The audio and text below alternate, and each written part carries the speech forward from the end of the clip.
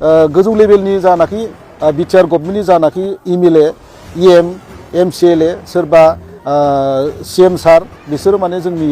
जौगानायनि सायाव आरो गामिखौ जे नोजोर लानांगौमोन बिटिआरआव हाबबाय होननानै बिनि सायावबो जेबो नोजोर गैया। जोंनि 1 नं नासिरबारिया जिहेतु बिटिआर ओनसोलाव हाबबाय बै बिटिआर ओनसोलाव हाबनाया माब्लानि समाव जों पुर्नांग भाबै जागोन नोंथांमोननि जुगेदि जाहाथे मानगोनां प्रमद बर' सारा जोंनि बिटिआर ओनसोलाव हाबनाय गामिखौबो नायसनो। खुलुमबाय रायजो राजा नोंथांमोन। जोंनिया बिटिआरआ सिमा बारायदों होननाया माबायदि जाखोथाय ओरै सानजाहा खर'आव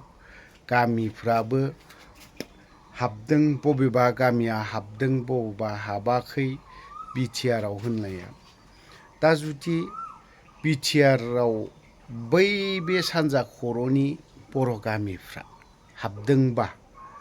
डेभेलपमेन्टनि थाखाय जौगाथायनि मुङाव मानो माबा मोनसे लायनो थाङोब्ला माबा मोनसे सहाय डेभेलपमेन्टनि थाखाय रायलायहैनो थाङोब्ला अब्लाना आसाम गभर्नमेन्टजों नोंसोरना बिटिआरआव हाबखाबाय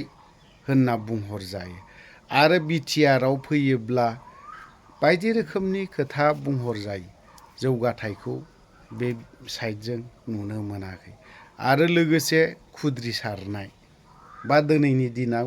इउनाइटेड निउसावहाय जों नुनो मोनदों नङा होमबा। हाबदोंब्ला मानो बै साइडजों मानो होनो हायाखै जौगाथायखौ नङा होनबा। एसे बेफोरबो गिदिर सोंलु जानानै दङ ना। इलेक्सना खाथि खाथि सफैनायखाय सानजा खर' सिमायाबो बारायजोब्बाय बेफोरबायदि बाथ्राखौ बुंफ्लादोंसो होननांसिगोन जोंबो एसे। खारन जोंनि जायगायाव थाखानाय बा बिटिआरआवनो थाखानाय बैफोर जौगाथाय फैनायफोरा दिनैहाय मोनफा मोनफासो थांफिननो हमदों। मानो थांफिननो हमदों होनबा जों बेफोरखौ जुदि नायोब्ला ओरैनो माखासे बाथ्राफोरखौ बुंफ्लानाय बायदिखौसो जों नुनो मोनो बा सानना लानो हायो। दाथ' नैबे बेक्तिया जेरैबायदि बाथ्रा बुंदों माने एसे साननो गोनां जानानै फैदों। एसे मोजाङै खोनासंनानै लानि। जुदि हाबाखैबा रायजो राजानि सिगाङाव मानो फोलाबाय थादों, ओरैनो नंखाय बाथ्राखौ मानो बुंबाय थादों। फोथायनो थान जायो। खारन रायजो राजा बिटिआरनि रायजो राजाफ्रा दिनै इउपिपिएलनि सायाव मोनसे फोथायथिया खम जानो हमदों। फोथायनाया आनखि दिनैनि दिनाव जोंहा गुबुन गुबुन दोलोफ्राबो, दोलो माने दल संगठनफ्राबो नैबे दा खुंथायाव थानाय इउपिपिएल सरकारखौ फोथायनो एसेब्लाबो माने गोबाङानो थान जागासिनो दं। जायनि जाहोनाव गोरों गोरा बेक्ति सुबुंफ्रा दिनैहाय बिटिआर माने मुङा ओरैनो सायावल' अनलि एनडिएफबिखौ डिसबेन्ड खालामनो थाखायसोल'नो नैबे सुक्तिया खालामनायखौ जों नुनो मोनदों। बाद बाखि जेबो गैया नङा होनबा। बिटिआरनि मुङाव माबा मोनसे नामखौ होनाय जादों। बिटिसिया बिटिसियैनो थागोन नङा होमबा। बेफोरबायदि बाथ्राखौ सानसे समाव हिमन्त बिश्व शर्मा साराबो बुंदोंमोन। एसे खोनासंना लानि, बारा बाथ्रा बुङा लाफानो दे। माने एसे बाहेराव एसे ओंखारनि आंबो दिनै हाखु दाखुसो लाब्रबनाय जादों नैबे भिडिअखौ। नैबे सासे सानजा खर'नि बेक्तिया मा फोरमायदों खोनासंना लानि। आरो आंजों लोगोसे दिनैनि बे बाइट लानायाव गामिनि जानानै दैदेनगिरि हिसाबै गसंनाय सारमोननिसिमबो आं गोसो गोरबोनिफ्राय हामलायनायखौ जासिग्रोबाय। दा नोंथाङा जेरैबायदि सोंदों बेवहाय जोंहा बिटिआर 1 नं नासिरबारि गामिया बिटिआर जानाखि एक्सटेनसन जादोंमोन दा बेवहाय 1 नं नासिरबारि गामियाबो सोसनजाबाय आरो सोसनजादों होननानै जों मिथिखागौ। दा बिनि गेजेरावनो मोनसे कौशलफोरा जोंनि पन्सायतनिफ्राय जिहेतु जोंना सिगाङाव उत्तर कलाबारि पन्सायत होननानै मिथियोमोन दा बै उत्तर कलाबारि पन्सायतनिफ्राय दिनैनि गेजेराव आरो दासिम जेबो जोङो दाखालि जेरैबायदि जिअ'टेकफोर लालायनाय जादोंमोन न'फोरनि थाखाय गोदान न' जानाखि होनो गोनां दंमोन आरो अरुणाचलफोरनिफ्रायबो जोंनिफ्राय आरो जोंनि गामिखौ नासयनाय बायदि जादों मानो होनोब्ला आसाम सरकारा आरो दा सोलिफुबाय थानाय एमएलए मानगोनां उत्पल बरा सारा जोंखौ थाङोब्ला माने नोंस्रा बिटिआरनिफ्राय माबा मोनसे मोनसिगोन होननानै जोंखौ माने गावसिनिफ्राय माने होख्लायनाय बायदि खालामो आरो माने नासयनाय बायदि जाबाय थायो आरो दा जोंखौ गामि हिसाबै बिटिआरनि उदालगुरि जिल्ला होननानै जोंखौ स्वीकृति होयो दा बेजोंनो बुजाबनाय जादों आरो बिथांमोनहा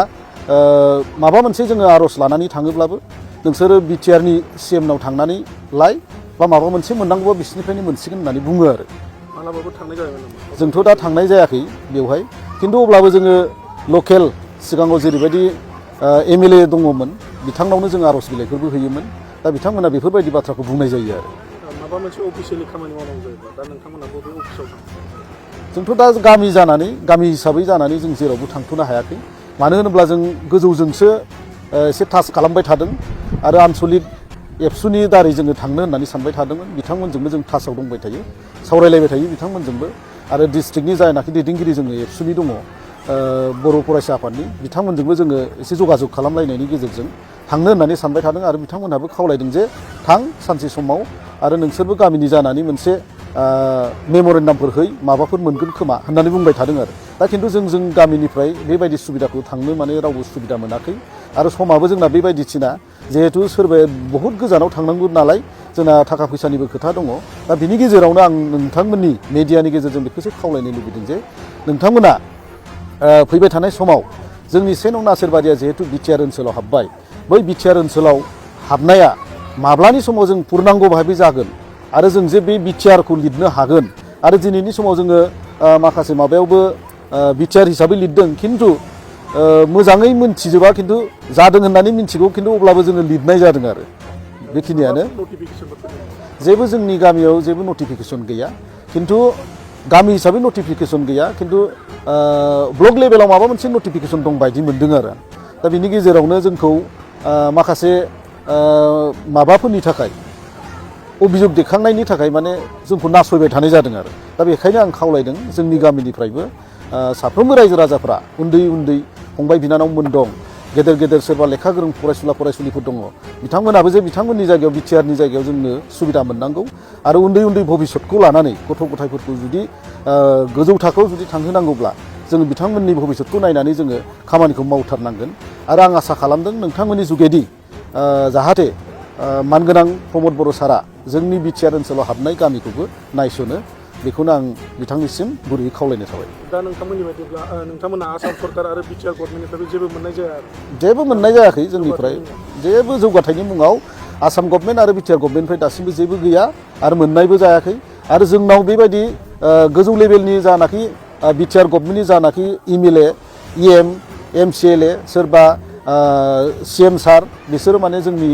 जौगानायनि सायाव आरो गामिखौ जे नोजोर लानांगौमोन बिटिआरआव हाबबाय होननानै बिनि सायावबो जेबो नोजोर गैया आरो जेबो मिन्थियाबो आरो रावजोंबो जगाजग गैया बेबायदि जानानै अबस्था दङ